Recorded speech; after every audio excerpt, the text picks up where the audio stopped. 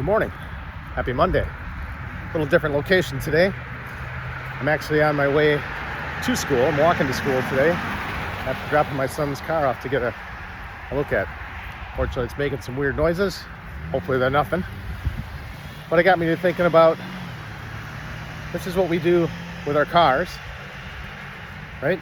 We take care of them, make sure they're running right, so they don't get stranded on the side of the road.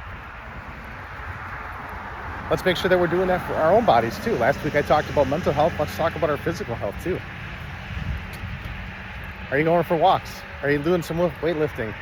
Are you doing some things to get your heart rate going? All of those regular maintenance kinds of things are important to keep our bodies working the way they need to. And maybe going for that checkup every once in a while too. Prevent the stuff before it becomes a big deal, right? We all know those things, but I think a lot of us could be better at them, me included.